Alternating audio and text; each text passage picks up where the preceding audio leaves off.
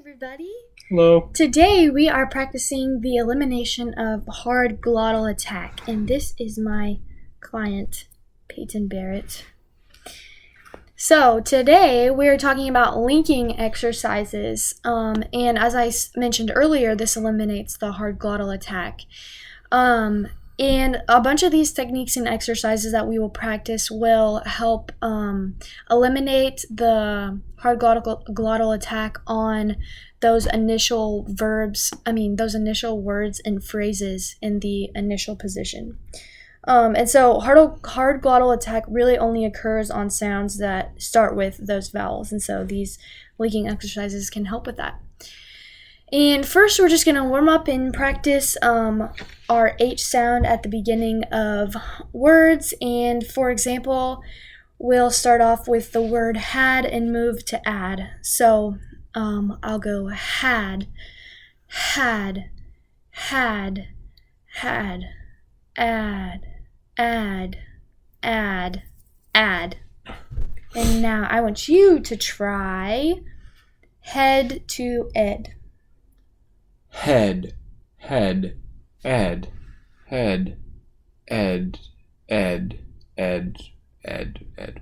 Good. It sounds like you had ed at the very beginning, so that's great. And then we would go through a list of those in real therapy, and yes.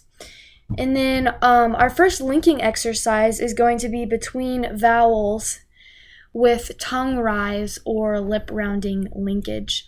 So we're going to place the y sound in between words that have the first words ending in a high vowel. So for example, you would normally say we are, but with people who struggle with hard glottal attack, we could teach them to say we yard.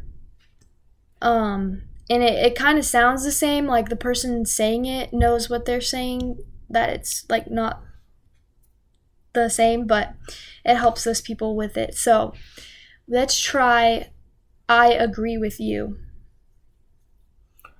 I agree with you. Yes, good. So he put the y sound in front of the agree. So I agree with you. Great. And type 2, we're going to place the w sound between the words when the first word ends in somewhat of a rounded vowel. Yes. And this is exaggerating the ending of the first words. And so we're just going to make an extra w sound. So for example, I would say, how are you? And then I want you to say, the cow is here. The cow is here. Yes, good. So he put that w sound in between the and cow. The cow. Wait. The cow? No, sorry, it was in between cow and is. Yeah. Yep. Okay. Type 3, we're going to use prosodic emphasis for voice lengthening. So for example, we could say, your jaw is important. So our intonation can kind of help separate those words from hard glottal attack. So I want you to try Hosanna in the highest. Hosanna in the highest. Good, yeah. Hosanna in the highest. Yeah, good. Okay, so type 4 is between an ending consonant and a word between a vowel. So, for example, we could have Elliot ate, but when you put those together, you kind of get lost in the Elliot-ate. So, combining those with even like a little D sound, you could say Elliot-ate. So that sounds like Elliot-ate, but I put the D sound in the middle of that. I said Elliot-ate. So, let's try Elliot ate an apple. Elliot ate an apple. Yeah, good. Yeah. Let's try, is Emily afraid of an eerie Effigy? effigy? Yeah. And you can put those D sounds in the middle, so just try that. Is Emily afraid of an eerie effigy? Okay. Effigy. Yeah, I don't know that word. What is that word? Effigy. Oh, okay, good.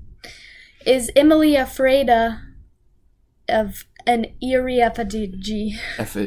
Effigy. Yep. Okay, great. And yeah, that's just going to be general practice. You can have some sentences that might have those T to S's or D to S's in normal speech, and you would just kind of generalize the hard glottal attack. So, yep. And that is an example of how you do therapy. Bye. Bye!